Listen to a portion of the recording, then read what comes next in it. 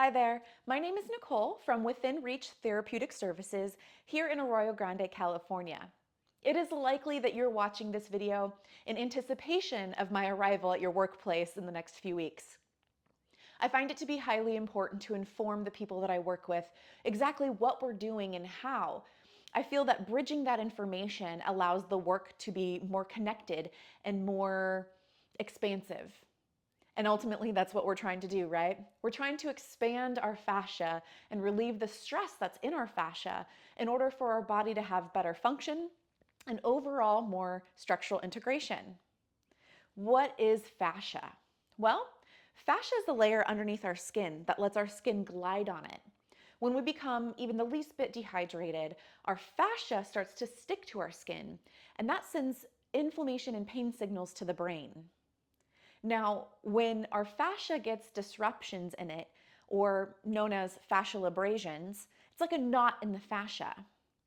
And the fascia being just under the skin, on the top of everything else in our body, our bones, our muscles, our nerves, when we get knots in the fascia, it acts like a net being knotted and constricted, less room overall. A real life example as to what fascia is, it's the layer under the skin in chicken that's kind of silver. And that silver skin hugs against that meat very closely. That being said, our fascia does the same thing. Our fascia is in charge of our muscle movement. It actually tells our muscles when and how to move. Just as I'm moving my arms right now, it is our fascia that's telling us when to contract and when to let go.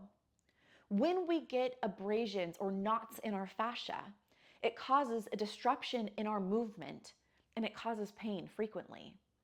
It has been said that fascia has 5 to 6 times more pain receptors in it than muscles do. And what's really interesting about fascia is that it's actually also woven in between our muscles. That's how the signaling allows the muscles to contract and release when needed.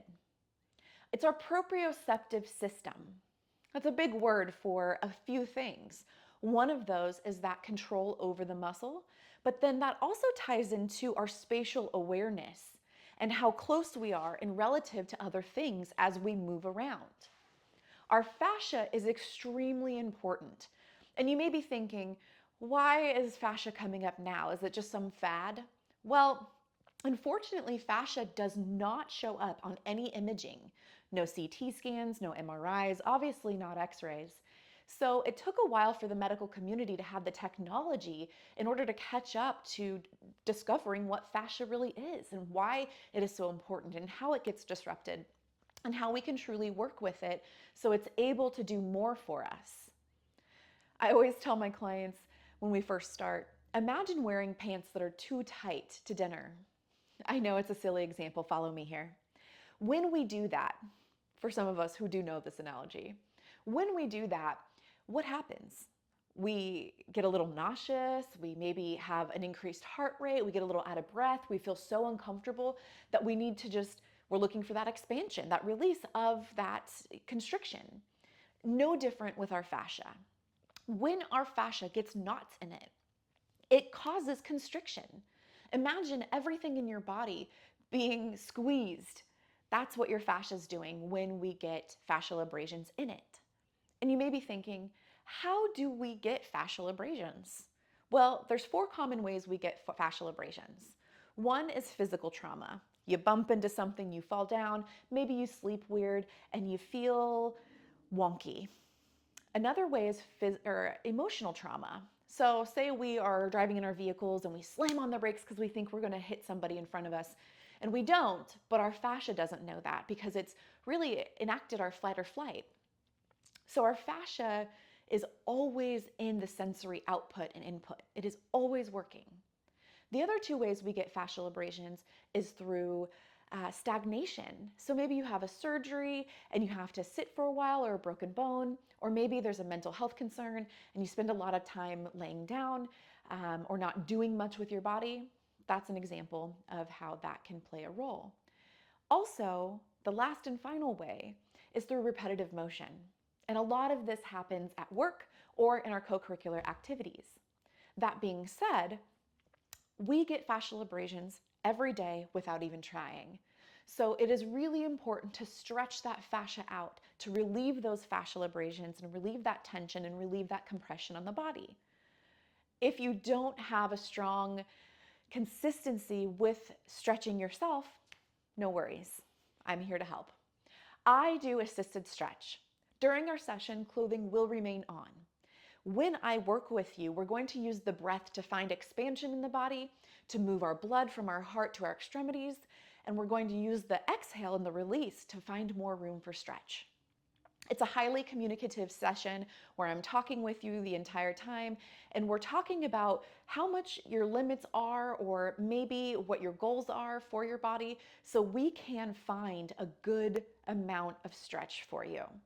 No one is ever overly stretched, and no one is ratcheted down and just put in these positions, because ultimately it's a big part of connecting your brain to that body part in order to get that expansion.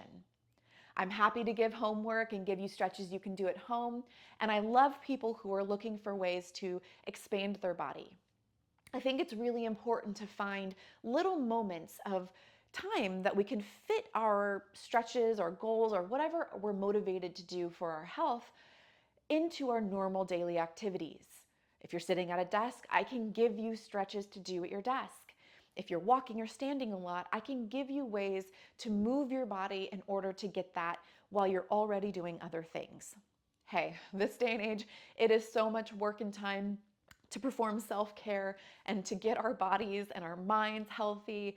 I'm not trying to add another thing to the list.